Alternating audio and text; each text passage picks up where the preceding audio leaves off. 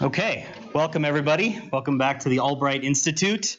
We are live streaming tonight, so nobody do anything weird during the presentation. For those of you who are at home, I hope you're settled in for an exciting adventure for the next hour. If you have questions, feel free to type them in the chat. I think there's a 200-word limit, so don't get excited. We do have a moderator who will choose questions based on the amount of time that we have. So if we do skip you, it's primarily a time issue. Just sort of looking ahead, I should say something about our live streaming initiative. This is our third live streamed video. That's permanent on the internet now.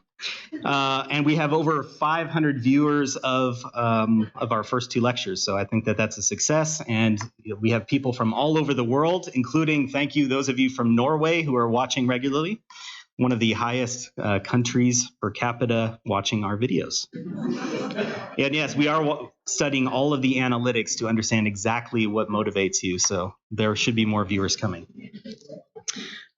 Just an announcement for next week. We have this very special lecture. It's a joint lecture with Tantur Ecumenical Institute here in Jerusalem. It will be given by Jiří Janusz from the Czech Institute of Archaeology, who will be talking about the discovery of a Book of the Dead and mummification manual from Abu Sir, Egypt. That will be at a very special time next week, 7 p.m.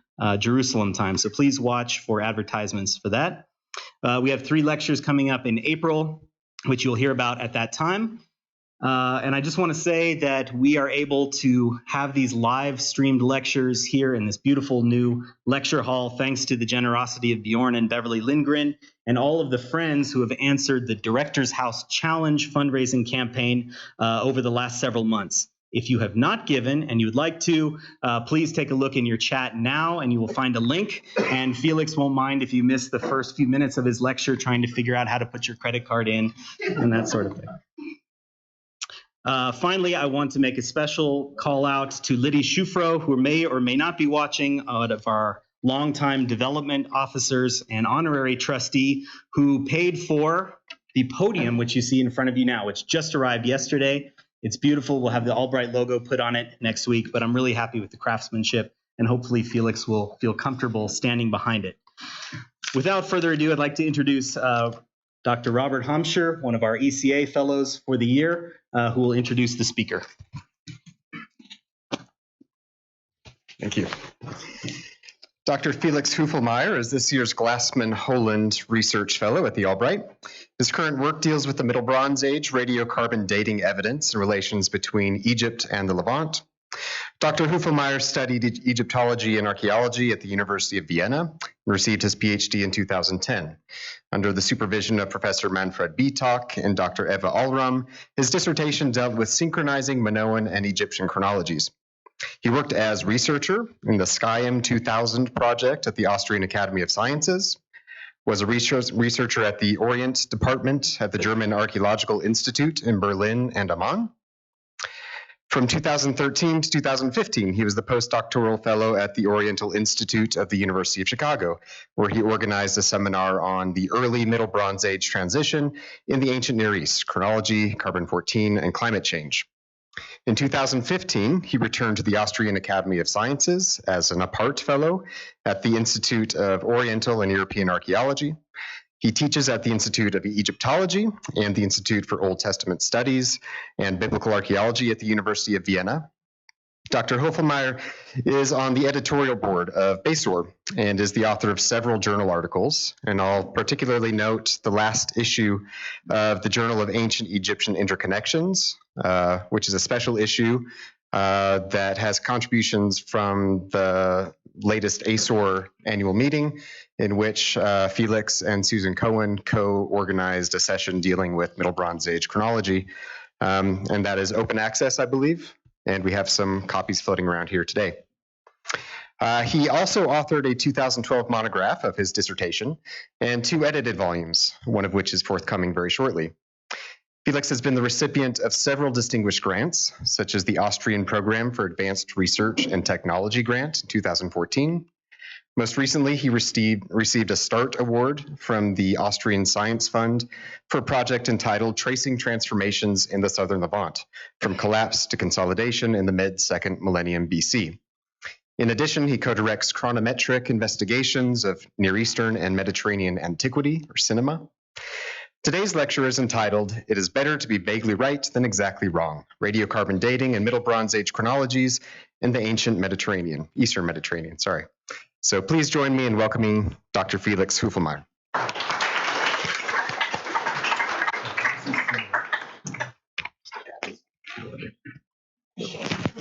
Test. Better? Okay. First of all, thank you very much for coming. I'm always amazed that actually radiocarbon dating and chronology still attracts such a big crowd, and I'm very happy that Daphne and Thor came here. So we will have a very heated debate afterwards, I believe, and we will probably leave at 8 p.m. or something. Also, many thanks for Matt Adams for hosting me, so to say. I'm very happy to have received the Glassman Holland Fellowship and to be able to spend 3 months in this wonderful institute, which very much reminds me of the Austrian Archaeological Institute in Cairo, where I spent very much time. So it's really great to be here, and I'm very happy to be invited to give this talk about radiocarbon dating in the Bronze Age, especially Middle Bronze Age chronologies in the Eastern Mediterranean. This works. Just a short outline. Of course, I have to say something about the project where I sort of grew up and about the institute where I grew up, the Austrian Academy of Sciences, and most notably the synchronization of civilizations in the Eastern Mediterranean in the 2nd millennium BC, co-directed by Manfred Bitak from the Austrian Academy of Sciences and Walter Kutscherer from the University of Vienna. Because when I did my PhD within the framework of this project, I got in touch with radiocarbon dating, with all this Eastern Mediterranean chronology, interconnections and synchronisms and so on. And I profited very much about from the international setting of the CM2000 project. We had many workshops going on in Vienna, and people were invited, and you got in touch with all the big scholars at a very young age. And we hope with the grant that we now received to sort of continue this tradition of inviting people and talking about chronology. And we may disagree, but it's nice to have this discussion and having a beer or a glass of wine afterwards. I also speak a little bit about the so-called Santorini Enigma. Most of you might know Santorini, the island north of Crete, which the volcano of Santorini exploded in the late Bronze Age, in the late Minoan 1A period. And there was a big discussion about the high radiocarbon date or the low archaeological historical date of this eruption. And this is where I started my PhD. And in the beginning, as you might know, I was very much defending the low chronology, but as time moved on, I sort of moved to the dark side of radiocarbon dating, so to say. I will then continue to talk about the main topic for this evening, the Middle Bronze Age of the Levant, the radiocarbon dates we recently produced, and more is coming out and has just now been published. Then basically coming up with a chronology that from a radiocarbon point of view, I think makes sense. And also comparing this with historical chronologies from Mesopotamia and with the second intermediate period Egypt, especially the position of Khayan, and I think Daphne will say something afterwards on this matter. And then I come up with some conclusions.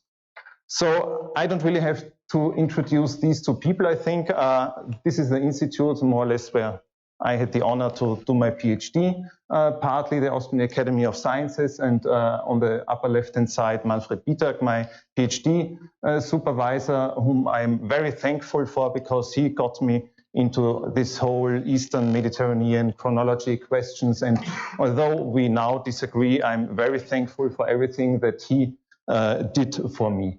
And below here, we see Walter Kutscherer, the retired head of the Vienna Environmental Research Accelerator, which you see on the right-hand side, a physicist who spent a long time in Chicago and afterwards came back to Vienna and established this accelerator mass spectrometry lab, and we run very many samples together.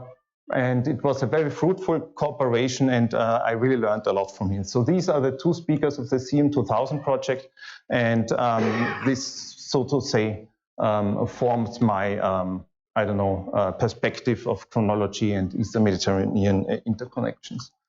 And the ultimate aim of the CM2000 project was to synchronize the different chronologies we have in the Eastern Mediterranean. Basically, the historical chronology of Egypt down here, the relative chronology of the Aegean, and the relative chronology of the Levant. And this was made mainly on the basis of first appearance of key pottery wares and based on an archaeological synchronization. This was the aim of the CM2000 project. And of course, as many of you might know, a number of books appeared, and this is only a tiny fraction of the series contributions to the chronology of the Eastern Mediterranean.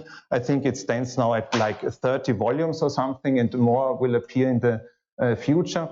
And for us, this publication effort and the whole effort of the CM2000 project is so valuable because we have this huge set of material you can actually work with and ask new questions and so on. The Santorini Enigma, sort of when I started my PhD, was one of the core topics of CM2000 because we will see this graph a lot. I just explain it briefly. This is the Tel El Daba stratigraphy.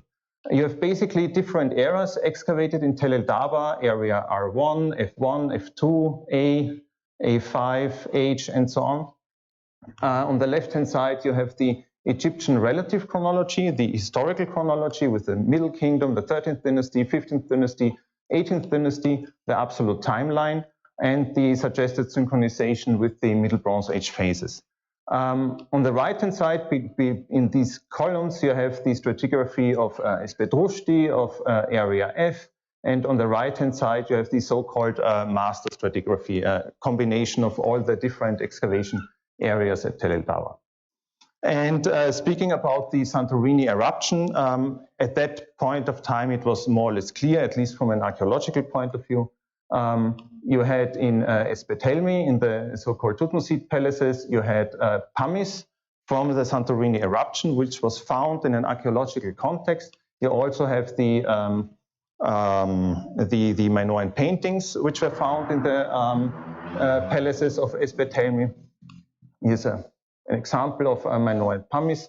This is a white slip bowl, Cypriot white slip bowl, that also originated from stratum C in Tel El Daba. And the important thing is that a white slip bowl was also present on Santorini in the Aegean before the eruption actually took place, although it's lost nowadays. And then we had also this so-called Palace of Khayan in area F2. Khayan is usually dated to the mid-15th dynasty, around 1600, give or take. And the important thing was that an alabaster lid with the name of Khayan was found in Knossos in Crete in a Middle Minoan 3B context, which precedes the Minoan eruption. So sometime between here and there, you can assume the Minoan eruption took place, and that was something like 1500, give or take a few decades. This was the archaeological picture. However, in 2006, a special issue of the Science magazine came out with two very important papers by Stuart Manning from Cornell University and Walter Friedrich from Aarhus University in Denmark. He found an olive branch in the pumice at Santorini, which was believed to be killed by the Santorini eruption, so the radiocarbon date for the outer part of this branch would give us the exact date of the Santorini eruption. And Stuart and other colleagues from Oxford and other universities did a major program on dating short-lived samples from in situ contexts from Santorini. And they came out with something like this. I just explained this briefly because we will see graphs like this in the coming hour, or maybe 2 hours, we'll see. On the left-hand side, you see the so-called radiocarbon age expressed in BP, before present, and present refers to 1950. However, these are not real years. They have to be translated in calendar years because these are based on the half-life of radiocarbon. So you get this calibration curve, and here we see the calibration curve from 1998, and it gets updated regularly. It's overlaid with the calibration curve from 2013, I think. And the calibration curve, actually, you measure the C14 content in samples of known age from long dendrochronological sequences, and then you get the exact C12, C14 ratio for each calendar year based on the tree ring counting. And then you compare your radiocarbon date with the calibration curve, and then you come up with a calendar date BC, which is usually expressed on the x-axis. Down here we see the conventional chronology. So the Santorini eruption should have happened sometime in the late Minoan 1A period, so about 1500, maybe a little bit before, maybe a little bit afterwards. But as you can see, based on the radiocarbon dates from Santorini and other places as well, the late Minoan 1A period actually falls to here. So it's even before 1600, it's sometime 1620-ish, approximately. So it would fall somewhere in the 15th dynasty if we apply the standard Egyptian chronology. However, we saw from Tel el Daba, we have pumice in Mesopotamia, which was dated to the early 18th dynasty. So the immediate reaction could have been, okay, let's move up the Egyptian chronology. Is something like this possible? Move up the Egyptian chronology in absolute time scale to have the eruption of Santorini sometime in the 18th dynasty, historically speaking? Unfortunately not, because of these people.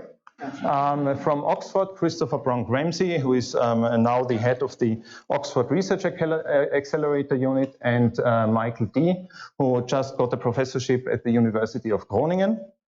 And they come up with a paper where they took over 200 new short-lived samples from Egyptian contexts, actually from securely datable contexts in museums outside of Egypt, and tested, they built models for the Old, Middle, and New Kingdom, and tested the radiocarbon results against the historical chronology.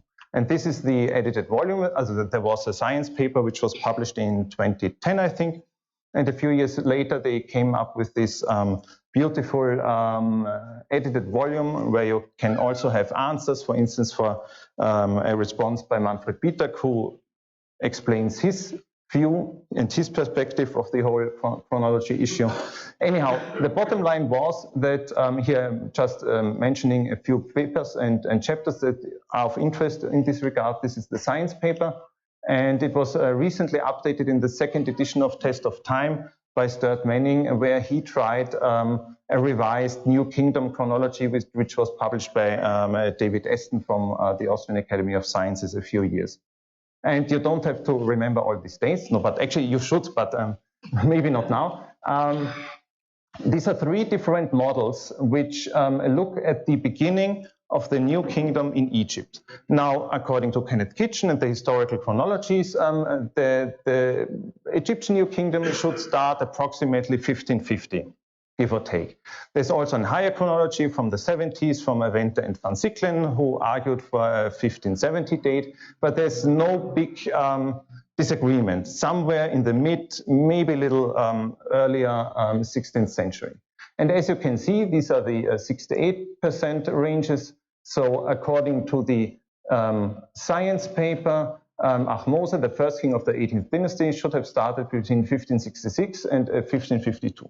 So it's a little bit higher, just a little bit, but it's within the 2 sigma range, within the 95.4 probability range. And you can also use the higher chronology advocated by David Aston. Then it moves a little bit up, and you can get up to maybe 1570.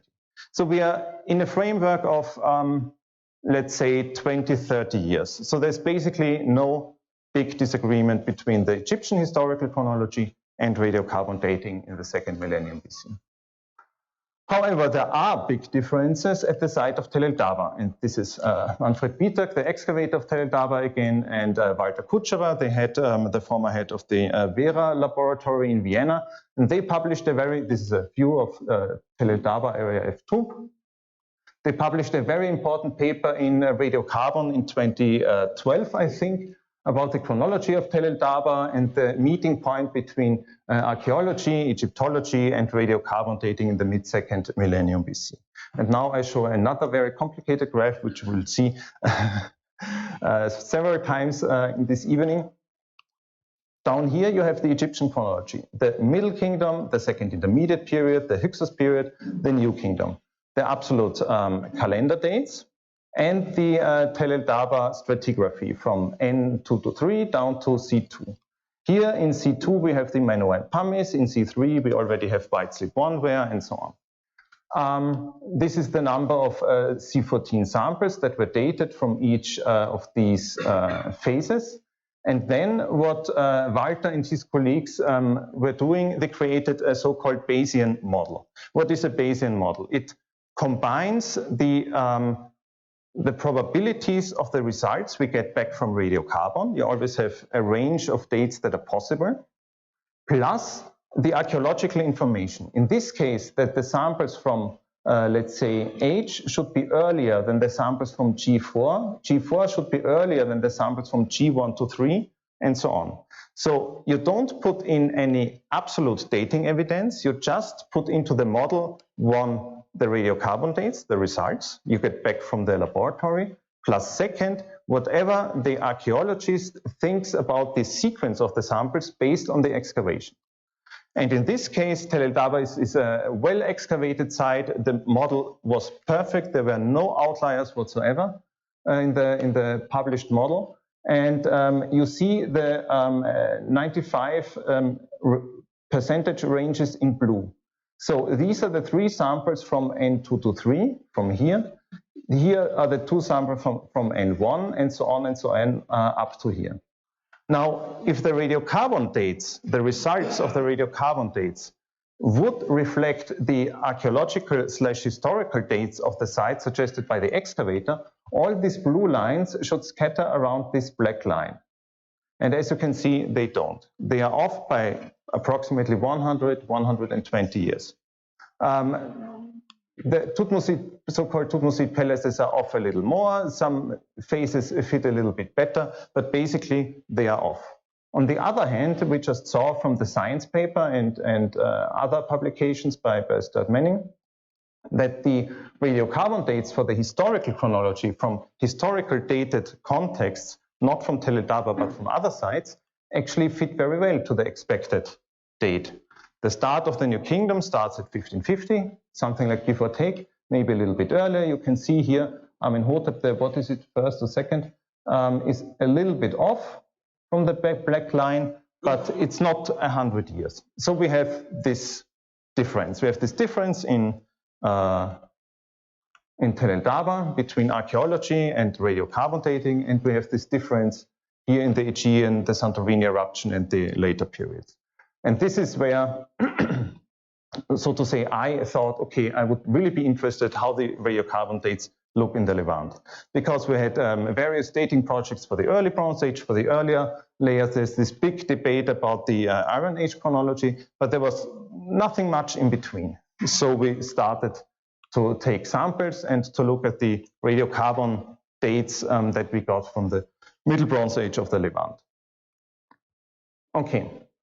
This is again the Tel el Daba chart, the stratigraphy and so on, and the links with the Middle Bronze Age phases. We have here absolute calendar dates, we have the Egyptian chronology, and we have the so-called low Middle Bronze Age chronology, because the Middle Bronze Age chronology advocated by Manfred Bietak is slightly lower than the standard traditional Middle Bronze Age chronology. So according to Manfred Bietak and the lower chronology, the EB4 would go until 1900, give or take. Then you have the MB2A, and the transition between MB2A and MB2B would be equivalent here to stratum F in Tel el Daba. Then comes the MB2B, and the transition to MB2C is suggested here, sometime in the mid-15th dynasty, and the transition to the late Bronze Age sometime in the early 18th dynasty, based basically on the results of the excavation at Tel el Dawa. And it's important to remember how this chronology was constructed. And I just quote the excavator in this volume on the radiocarbon chronologies of ancient Egypt, where he beautifully explained it. Especially significant was the repetitive pattern of the first appearances of Kamares ware and Middle and Late Cypriot wares excuse me, in the stratigraphy of a series of sites, not only in Tel el Dawa, but also in sites in the Levant. And basically, this enabled the export of the Egyptian chronology to the Levant and to Cyprus, plus we may add also to the Aegean, by establishing timelines. So the structure, the architecture of the low chronology looks like this. We have the Egyptian historical chronology on the one hand, which is used to date the stratigraphic phases of Tel el Dawa. In the stratigraphic phases in Tel el Dawa, we have imports from the Levant, we have the first appearances of Middle and Late Cypriot periods, and this is then exported to the Levant. So Tel el Dawa basically serves as the main hinge between the Egyptian historical chronology and the low chronology of the southern Levant. So basically, if we come up with higher radiocarbon dates or something else, there could be three possible agreements/disagreements. We could disagree on the Egyptian historical chronology. We could disagree on the archaeological synchronism between the Tel el Dawa phases and the relative phases of the southern Levant, or Cyprus, or the Aegean. Plus, there could also be a disagreement between history, the historical chronology, and the stratigraphic phases in Tel el Dawa.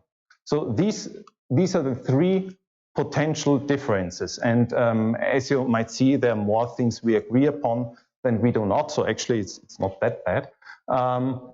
We have already have seen from a radiocarbon point of view, there's no difference between the historical chronology and radiocarbon dating. There's slightly higher start of the New Kingdom, but not much. I should also add for the Middle Kingdom, radiocarbon is agreement with the High Middle Kingdom chronology and not the Low Middle Kingdom chronology, but also this is in the margin of 2 decades or something. So let's look at the archaeology and synchronisms between Tel el Dawa and the Eastern Mediterranean. And these are just, I'm not mentioning all the sites that have been radiocarbon dating, and there's now also stuff in print right now, and just now the radiocarbon sequence for the Middle Bronze Age of Tel el Hayat in Jordan was published. You find the paper on the table over there, and it's basically agreeing with our findings. I start with Tel el Dawa for obvious reasons, because it forms the backbone between, or the hinge between the historical chronology of Egypt and the southern Levant.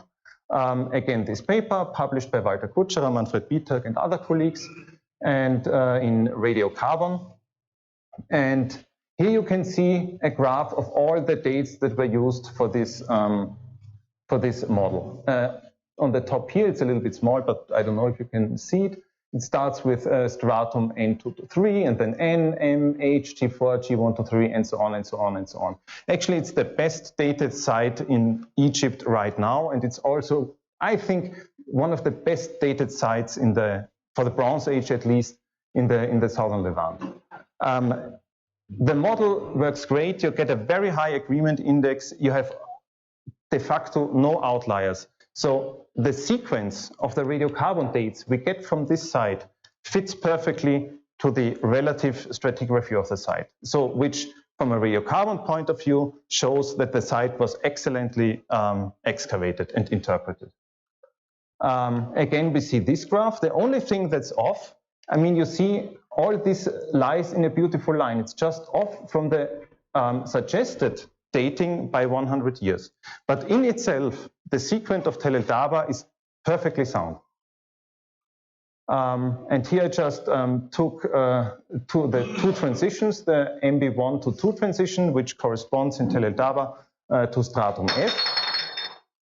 Cheers. So up here we see the transition from stratum G1 to 3 to stratum F. which falls to somewhere around 1850, give or take, and from stratum F to stratum EG, which is the end of stratum F, the end of the MB12 transition, with 3 distinct peaks. And just to come up with some numbers, I put this green block here from 1850 to 1800. You can move it back and forth a few decades. That's perfectly possible. But it never touches this red line where the transition from MB1 to MB2 should be if you're following the archaeological/historical date of Tel el Dawa. So this is basically the roughly 120 years offset that we are talking about. We have the same thing for the MB2-3 transition. The start of MB3 in Tel el Dawa is approximately dated to the early stratum D3. So the transition from E1 to D3 is in the late 18th century with a peak around 1700, and the end of D3 and the start of D2 is slightly later in the early 17th century. So again, a date roughly around 1700 from a radiocarbon point of view should be probably be correct. Plus here we have the red box where the suggested date of stratum D3 is according to the excavator and the archaeological historical interpretations. So again, you have this roughly 120-year offset between the suggested date and what comes out of the radiocarbon dates. Okay, we got some samples when we started this initiative of bring together radiocarbon dates, potential samples. We were contacted by Jens Kammler from Tübingen University, who excavates together with Hélène Sada in Tel el Burak, a Middle Bronze Age site in Lebanon, which is not perfectly well preserved. There are basically only 2 floor levels. A lot of fill material. In the beginning, they also selected a lot of charcoal dates, as you will see in a minute. Yeah, just here. It's here on the coast. This is just a picture from an NEA paper, so directly on the beach. I guess they always have a lot of students. And this is the plan of this fortified building, where they also in room 10 discovered these Egyptianizing wall paintings, which have some good parallels in the early 12th dynasty, which is interesting, in Beni Hassam. And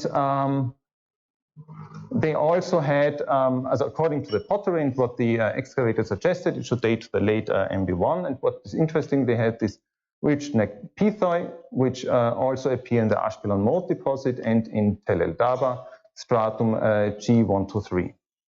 So this is late MB1, maybe coming to the transition from MB1 to MB2. And these are the radiocarbon dates. Some were run in Kiel, we have some run in the Vienna Environmental Research Accelerator.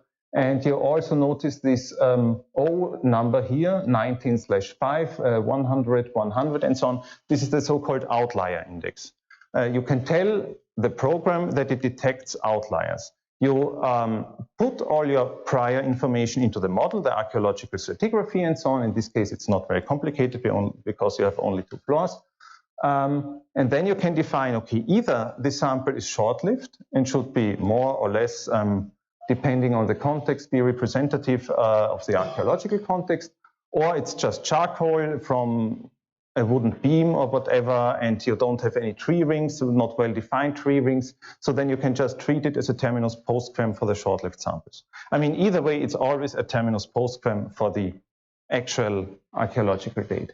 And we tried this in this case and actually used something, okay, I'm just mentioning this, it's called a single phase, which is framed by a tau boundary and a boundary, which basically means you try to push the results as low as possible, to make them as young as possible, so they still fit to the fact that this should come more or less from the same phase. And we get something like this. So it's not very precise, I have to admit. It's somewhere between early 19th century down to, let's say, early 18th century with 2 or maybe 3 distinct peaks. So it's not as precise as a 1700 date or something. That's just not possible at this time frame and with the radiocarbon calibration curve. but it actually fits very nice to the Tel el Dabba dates. So we have here stratum G1 to 3. We also have these ridge-neck pithoi, and they also fall to the 19th century. And if we include this transition to stratum F, maybe the beginning of the 18th century. Okay, it's a, I don't know, 150-year range where the actual date can fall, but actually it's way earlier than the suggested archaeological date. And it fits the radiocarbon dates from Tel el Dabba. If we continue, I mean, this was work that was done by us, so probably it's biased, I don't know. The beautiful thing is that we also have Tel Ifshar and Ezra Marcus from Haifa University is working on it and actually published a model also in this edited book, which I recently quote a lot. He was mainly talking about the early Middle Bronze Age dates, but actually the site continues down to the end of the MB2A and to the transition from MB2A to B. And this synchronization is not based on my expertise, but it's based on what Ezra Marcus published in cooperation with other scholars from the CM 2000 project, from the Austrian Academy and other people as well.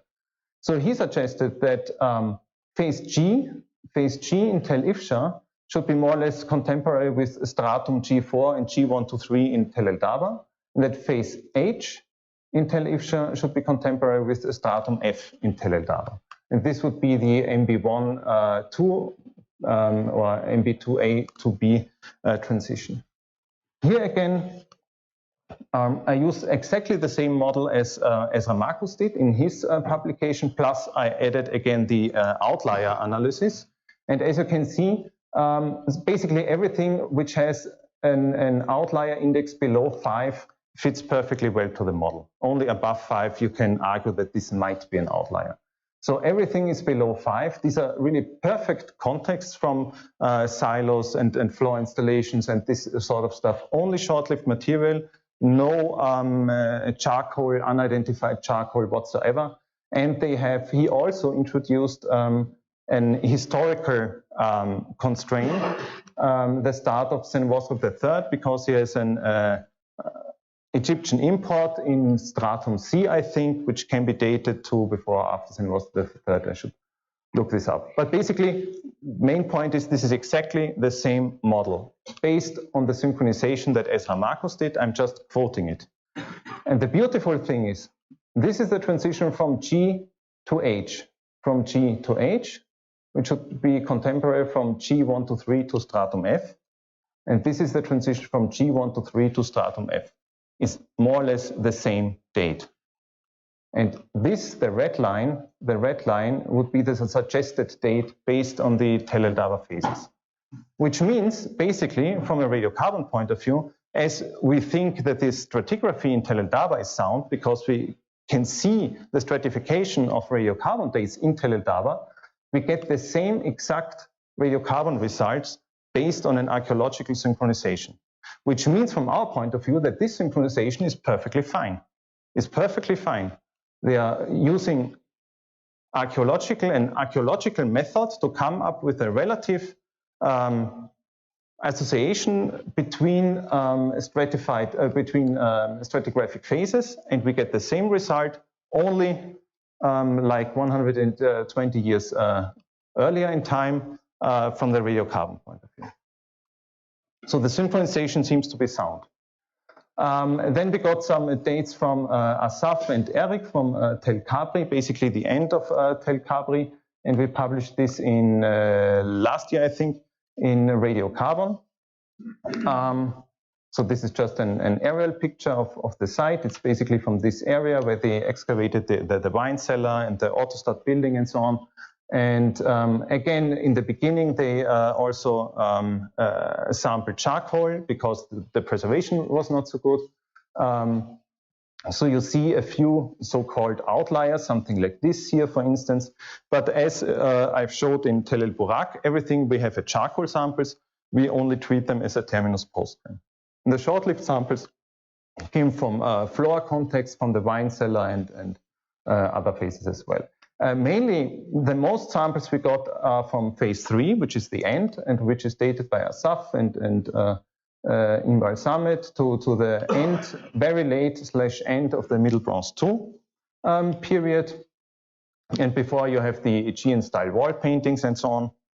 And again, if you compare this with the suggested date based on Tel el Dawa, for the end of MB2 and the start of MB2C would fall to the beginning of D3, which is also contemporary with the so-called Khayan Palace in Tel el Dawa, and I will come to this a little bit later. So this is the end date for Tel Kabri phase 3, around 1700, very late MB2.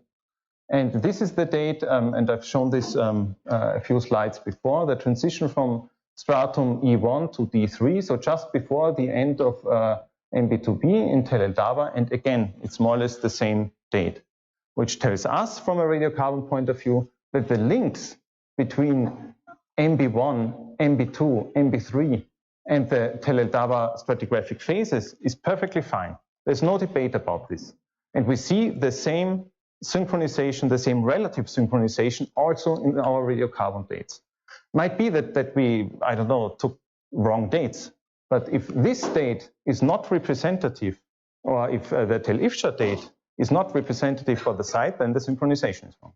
So it's somehow stuck together, so to say. And again, this is the suggested date from Tel el Dawa here, 1590, 1600, give or take.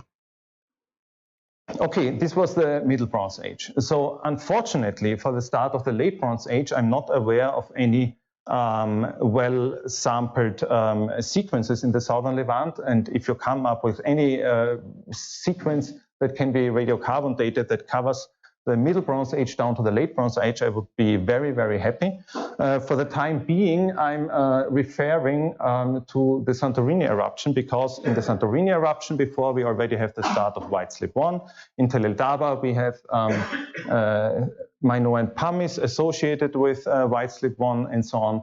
So it should at least give us a rough estimate where we should at least expect when White Slip 1 starts in the Eastern Mediterranean. And I'm just quoting now from a recent antiquity paper that Sturt and other colleagues wrote on just like a summary. And actually it was an answer to some paper who questioned the validity of the olive branch. And it basically sums up our point of view from a radiocarbon site about the Santorini eruption. So again, we have these short-lived dates, many short-lived dates from the settlement of Akrotiri, which was destroyed by the Santorini eruption. And remember that White Slip 1 starts earlier, and we get a date just before 1600. And this is just a picture of the Akrotiri excavations.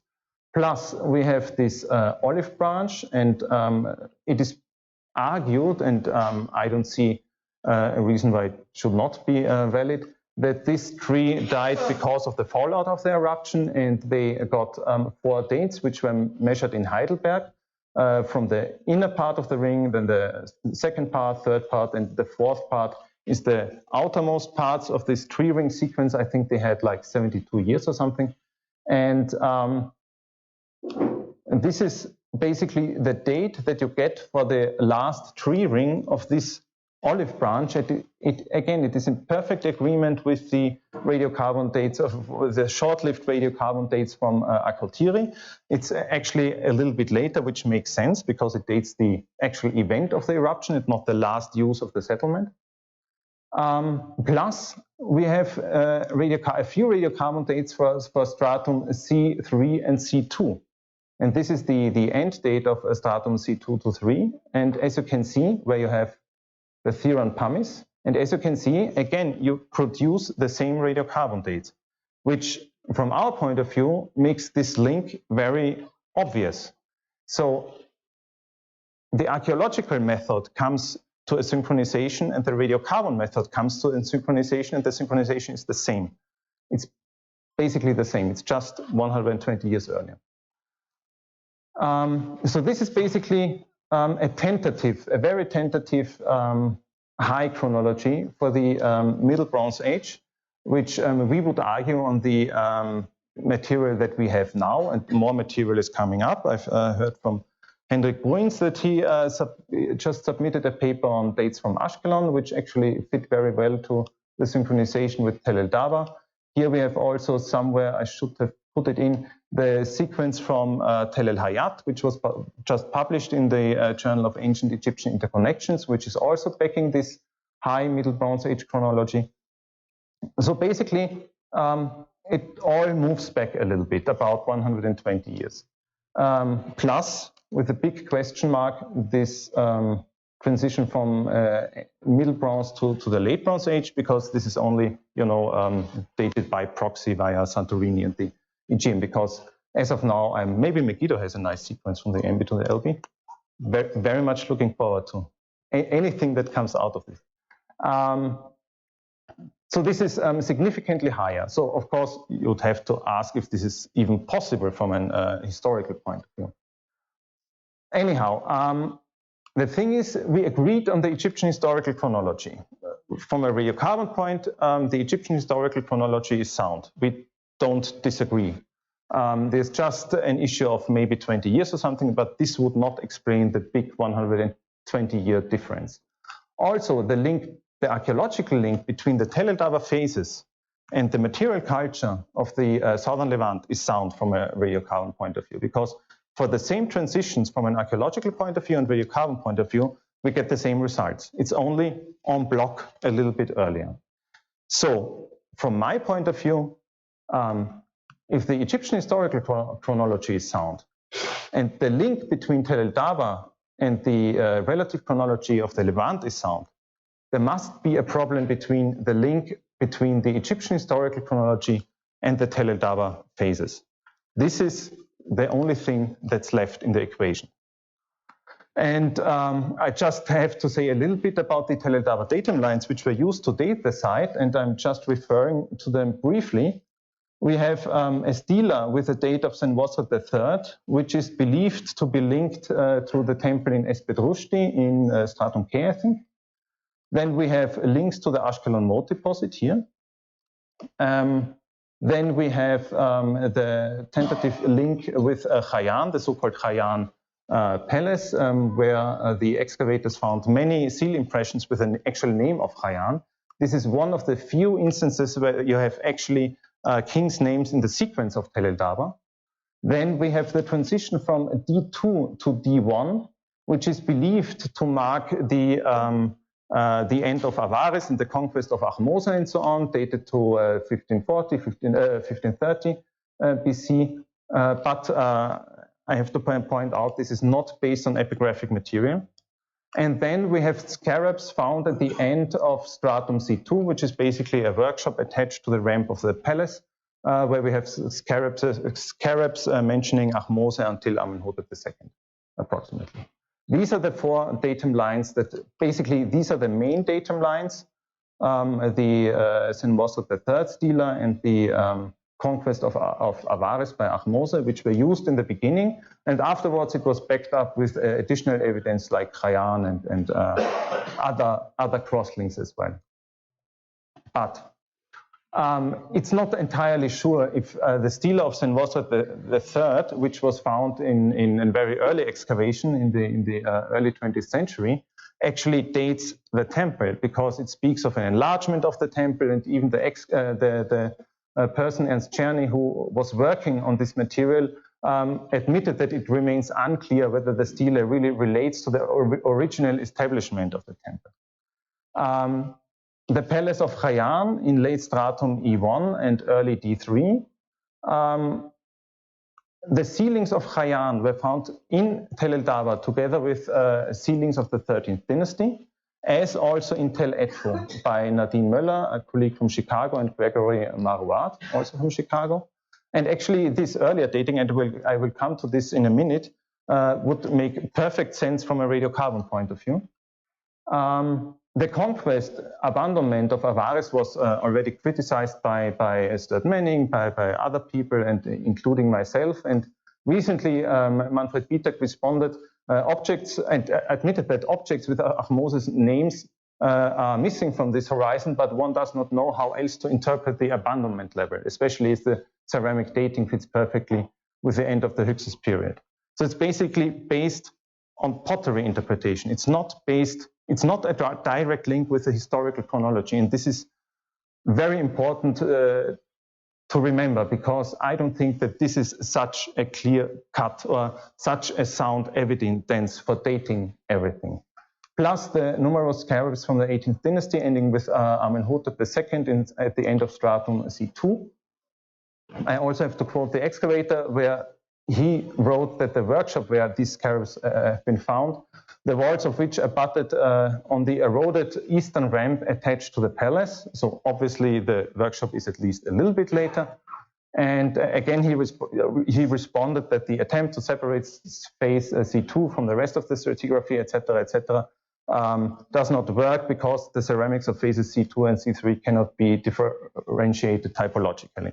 So again, this is based on the typology of pottery, and not, at least not exclusively, on epigraphic material or a direct link to the historical chronology of Egypt. So this is basically why we would argue that the Tel el Dabba datum lines should be questioned, at least, or at least one should try to see if there's any other explanation for this big difference, because the difference obviously lies not in the synchronization between Tel el Dabba and the Eastern Mediterranean. And as pointed out, the historical chronology of Egypt fits perfectly well to radiocarbon dating.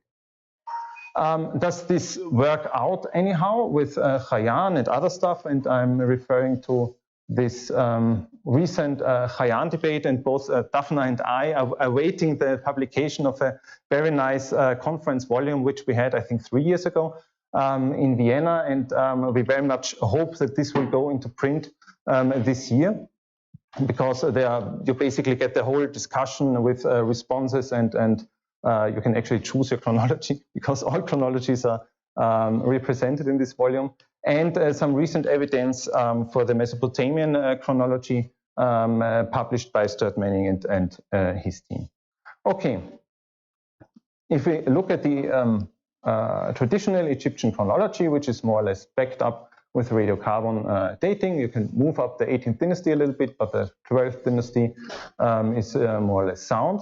We would, from a radiocarbon point of view, move up the end of the Middle Bronze Age, the MB2C, to the, let's say, 17th century. Of course, this might cause some problems with Hyksos scarabs found in Middle Bronze Age context in the southern Levant, but this is where the whole Khayan debate sets in. Khayan, usually, I mean, the main source that we have for second intermediate chronology is the Turin canon, and unfortunately Khayan is not mentioned there. But he was usually put in the middle or late 15th dynasty, although we don't, up to recent times, we didn't really have Khayan sealing scarabs whatsoever in good stratigraphic contexts. However, in the early 2000s, mid-2000s, a big palatial compound was partly excavated in Tel el Dabba area F2, which was later called the so-called Khayan Palace, because many of Khayan ceilings were found in these contexts. And you can debate if this really refers to the palace or so, but more or less it's the same time period, let's say. And we have seen this before, stratum D3, mid-late Hyksos period. This is where you have the palace of Khayan. However, what you also have, I also want we should also remember that we have this Khayan lit in Knossos, which predates the Minoan Santorini eruption. However, we have seen that the Minoan Santorini eruption, which is after Khayan, and if Khayan is dated to 1600, the radiocarbon dates from Santorini must be wrong. As you can see here, this is the date from the short-lived seeds from Akhotiri, and this is the approximate date for Khayan according to Horn and Krauss-Burton, Egyptian chronology. And here, the last ring of the olive tree. Again, here's the approximate time frame of Khayan according to the Egyptian chronology, the standard Egyptian chronology. And as you can see, it should be the other way around, if the Khayan lit in Knossos predates the Minoan Santorini eruption. However, In Edfu, in Nadine Möller's excavation, they actually found, and I'm just quoting her, the sealings of Hayan were found in a secure archaeological context dated by the ceramic evidence to the late Middle Kingdom, mid-13th dynasty to early 2nd intermediate period. And she argues that there's a very strong evidence for a chronological overlap of the late 13th and the early 15th dynasties. This is according to the excavation of Nadine Möller in Tel Edfu. And I think I already mentioned this, also in the so-called Hayan Palace, in the same stratum where the Hayan sealings were found, you also have sealings of the 13th dynasty, Neferhotep III and someone else. Of course, you could argue that the 13th dynasty sealings in this stratum could be residual, but you could also argue that the 15th dynasty and especially Hayan should be a little bit early in the sequence. So we are talking about the stratum, Hayan, stratum D3, around 1600, too young from a radiocarbon point of view, and the Santorini eruption.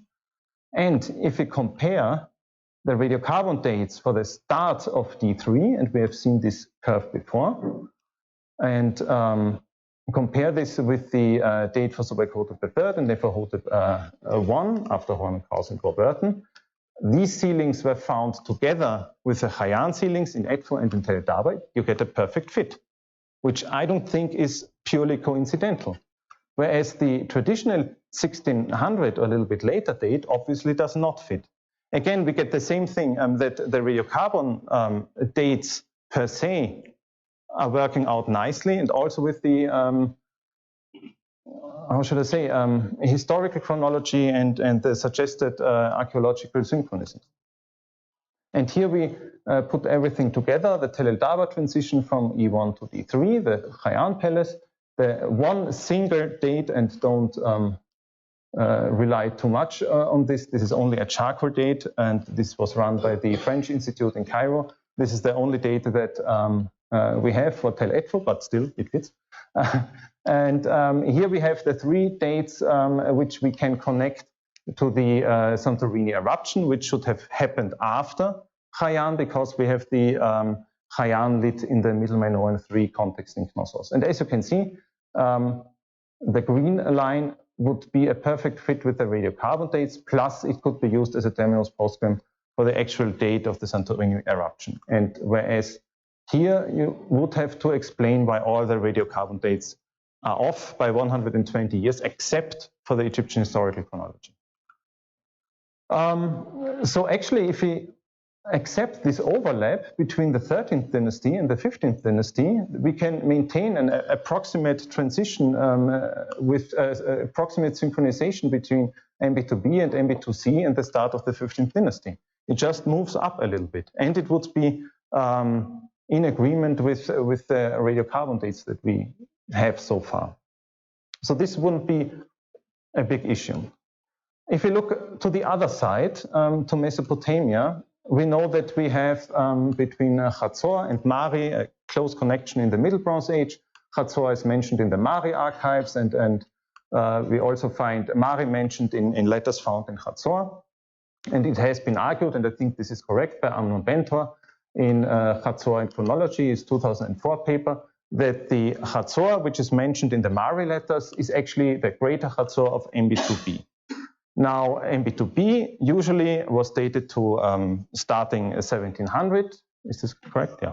And we would now move this up to 1800 at the latest. We also know that Mari was destroyed in the 32nd year of Hammurabi, so we get the following equation. We have the start of MB2B, then we have the Hatzor-Mari correspondence, and then we have the end of Mari in the 32nd year of Hammurabi.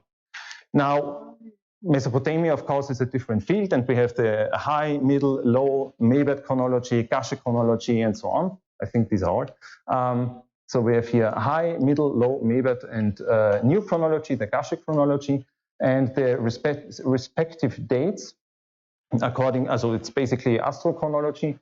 And up here, we have put the MB1-2 transition parallel to Tel el-Dabra stratum F, which is the terminus postquem for the end of Mari, because you have then the start of MB2B, the Mari-Hatzor correspondence, and so on. Now, according to the low chronology, this transition happened around 1700, which only makes for the 32nd year of Hammurabi and the end of Mari, the Mebet chronology and the new, actually I think I have, yeah, the Mebet chronology and the new chronology. These are the only ones who are possible with the low chronology, right? Because otherwise it either would have been MB1, MB2A Hatzor, which corresponded with Mari, or there's something wrong in with the destruction of Mari. However, this recent paper that came out, which was published by Stuart Manning and other colleagues, and there was a short update on this issue about the tree ring radiocarbon high resolution time frame from Achemhög and Kültepe, which via the revised eponym list can be connected to the Mesopotamian chronology. So there was this paper published in PLOS ONE and a small update in our Journal of Ancient Egyptian Interconnections, which you can find on the table in the other room. And this is a very complicated graph, even more than the one from Tel el Dabra, but it actually, again, you have here in this case, you have here the absolute calendar dates. And then you have here the Mesopotamian chronology schemes. The high chronology, the middle chronology, the high middle chronology, the low middle chronology, but this is only a difference of a few years. The low chronology, the new chronology, and we don't have the Mebet chronology. And we are talking basically about two palaces. One is the Varshama Palace in Kültepe, and the other one is in Achemhög. And both palaces can be linked to this relative chronology, the so-called revised eponym list.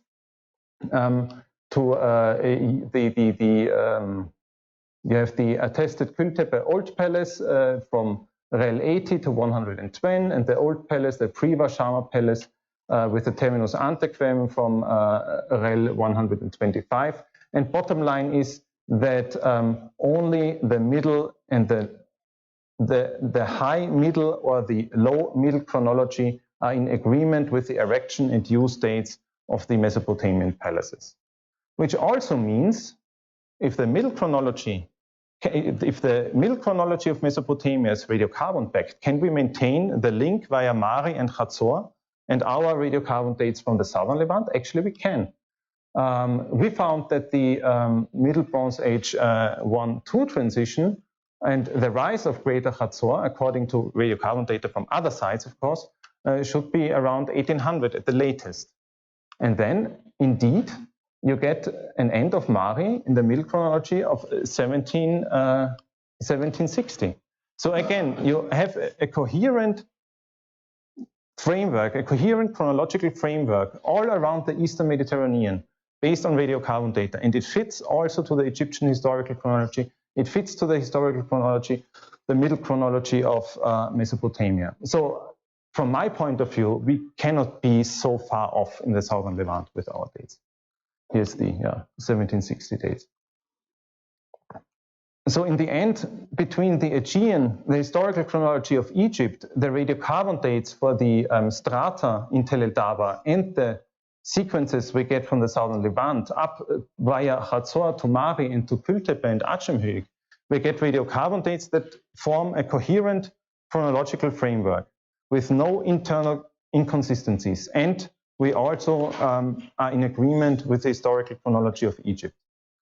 So my conclusions would be that first, that radiocarbon dating provides a coherent chronological framework throughout the Eastern Mediterranean, that radiocarbon dating is essentially in agreement with the historical chronology of Egypt and the middle chronology of Mesopotamia, and that this is probably the most important thing, that radiocarbon dating actually replicates the relative synchronisms between Tel el Dabra and the Middle Late Bronze Age phases as proposed by Manfred Bietak, only that it is shifted a little bit earlier. And from our point of view, the only thing that does not fit this equation are the datum lines, the link between the historical chronology of Egypt and the archaeological stratigraphy of the site of Tel el Dabra. And although radiocarbon dating is not able to provide, a sub-generational time frame, we are not able to date on 30-year precision, I still would argue it's better to be vaguely right than exactly wrong. Thank you very much.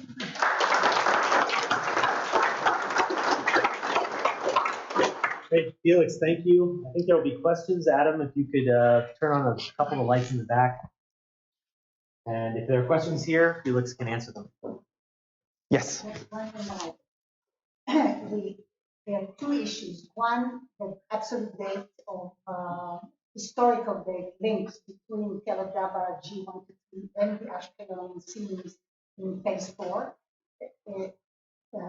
There is no doubt that the scarabs found in both places, the ceilings in the Ashkelon north and the scarabs from Stratum G at Teledaba, date to the 13th dynasty. I mean, this is whoever worked about scarabs, there's no argument. This is a wall-to-wall consensus. Yeah.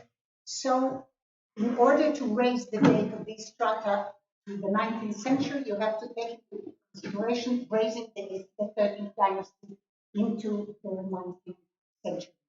Another issue is the Hayan ceilings. Now, with the exception of the Hatshepsut Foundation deposits at Yerbach, there's not a single group of scarabs or ceilings made by scarabs that do not include pyramids.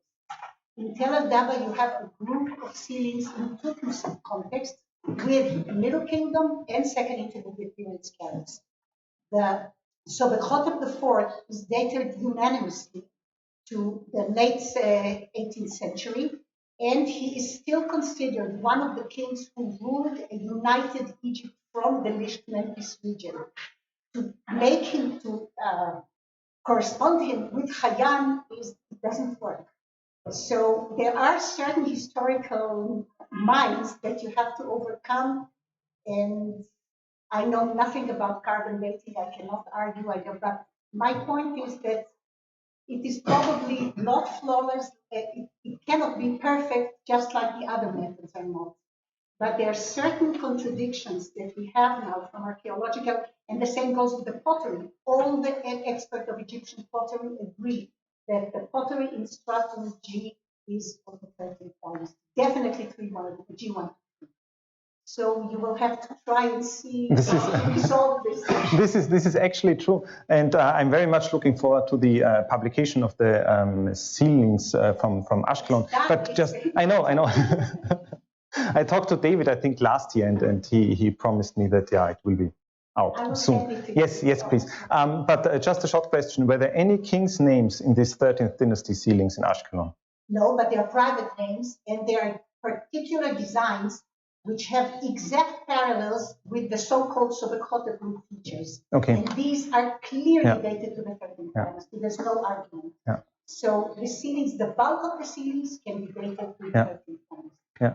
I admit that the link with Ashkelon is as of now my main, how should I say, concern. And but also at Tel Daba, you have scarabs with Sobekhote features, not royal name, but it doesn't matter because it's identical. Yeah. And every scarab expert will tell you that these scarabs should be dated to the 13th dynasty. I know. I also talked with Chris Damlina a lot about this. The other thing about pottery, pottery is not. You don't have a king's name on pottery. You also don't have a private name on pottery. And I'm not an expert on Egyptian pottery. Janine Bourriot is a very good point, because between Janine Bourriot, Manfred Bietag, and David Aston, there was a bit of a difference, for instance, in the so-called Tutmosid layers, which Janine Bourriot would date considerably earlier, to the very beginning of the 18th dynasty. And even David Aston, now in his forthcoming paper on in the Hayan volume, which we all eagerly await, argues that the so-called Tutmosid palaces could in fact be at the beginning of the 18th dynasty. That this is something which cannot be ruled out by pottery analysis. It would at least come close if you also take his recent attempt to move up the beginning of the New Kingdom, with longer reign lengths for Thutmose IV and so on. And if you apply this to the radiocarbon dates from the Oxford group, you end up with an early 16th century date, maybe around 1570 or something, like Vente and Van Sicklen. And then you come very close to the radiocarbon dates that we actually have from these palaces. Still, for the 13th dynasty, This is doubtfully true, but yeah. Ezra Marcus would like to ask. Awesome, yeah. I would like to say I don't see how the results I have published from LDStar support the race to a D transition into the 19th century. In all possible models, the cylindrical ranges for phase G continue into the mid-18th century. The only way to constrain that is push back the results from phase G, thus the rest of the sequence would be on the basis of a later first phase G radiocarbon date. I don't understand. What prior constraints have you introduced to accomplish this statistic? Is there a simulated date introduced? And if so, on what basis do you calculate this? No, actually, there's no additional. Wait, I just go back.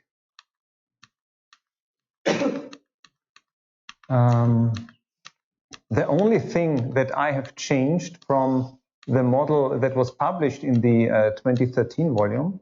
Wait, we're getting there. We're getting there. This is Cabri. Here, let's look at this chart.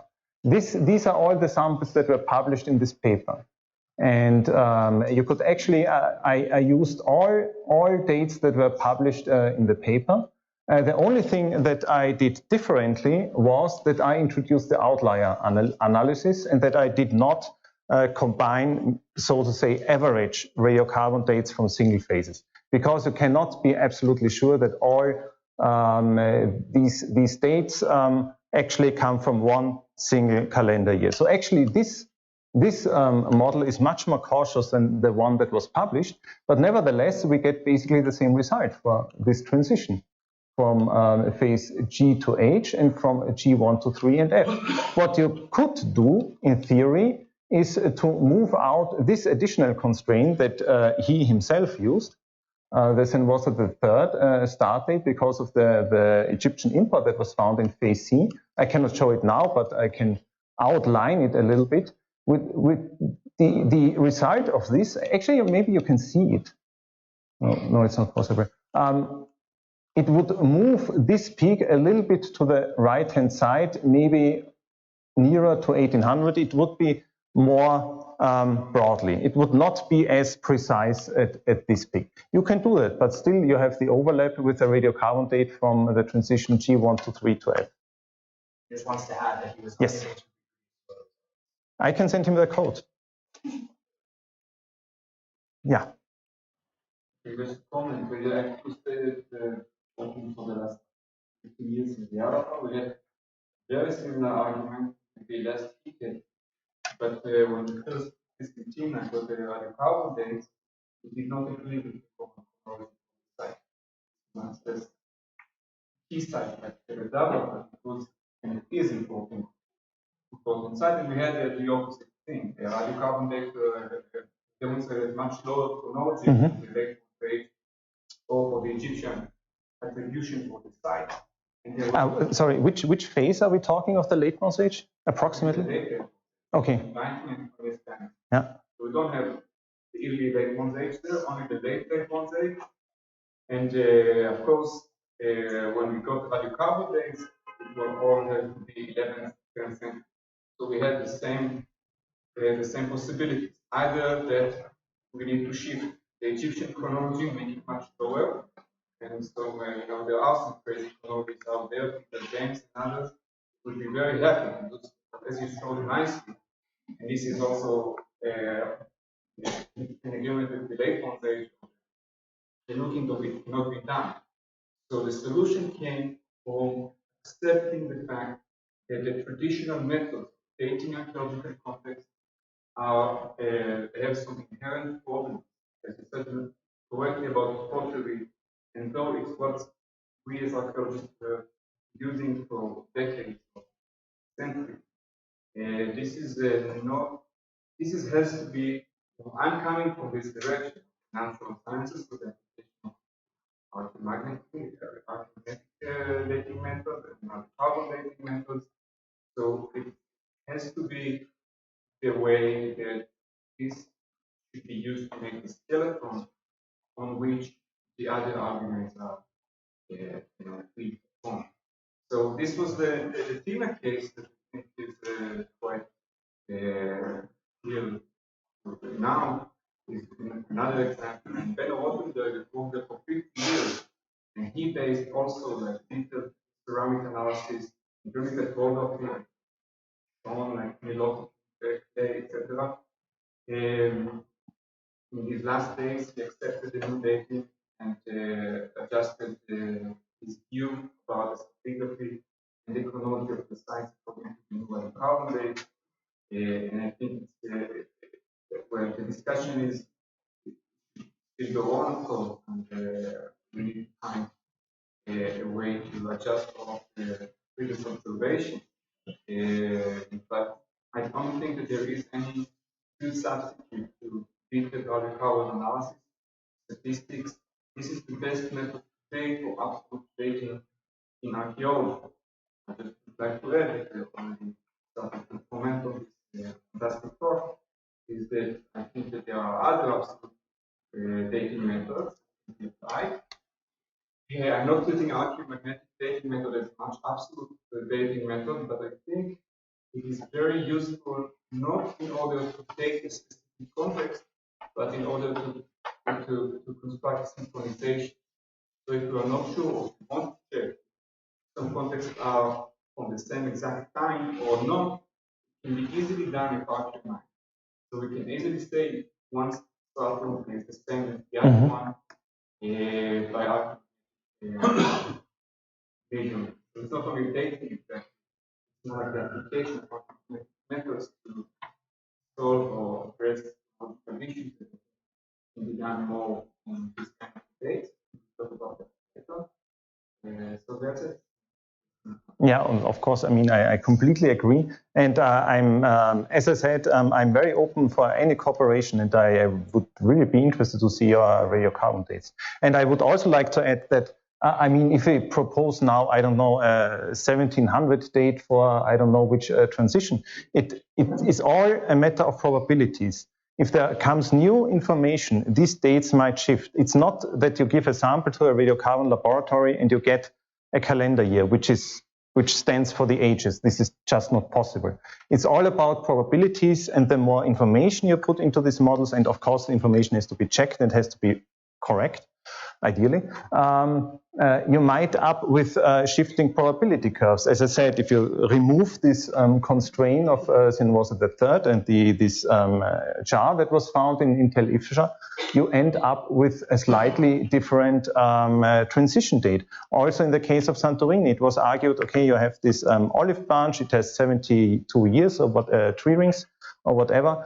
Some people claim, okay, olives don't produce every year a tree ring, so you cannot use this prior information that the first date represents the first, I don't know, 23 years and then another 23 years and so on. But you can at least argue that the tree first forms the inner parts and then the outer parts. And if you just put this into a model, you get less precision, but the peak of the probability curve remains the same. This is why I also use this quote, it is better to be roughly right than precisely wrong. So these things are obviously the more radiocarbon dates that we get and we can publish and so on, the more nuanced our picture will get. So this is definitely not the end of the discussion. And I think especially with the upcoming Cheyenne volume and so on, I think it's just getting started again. Great. Felix, thank you very much. Thank you all for your help. And as always, please feel free to continue the discussion over drinks and food. Thanks. And food. Thank you for having me.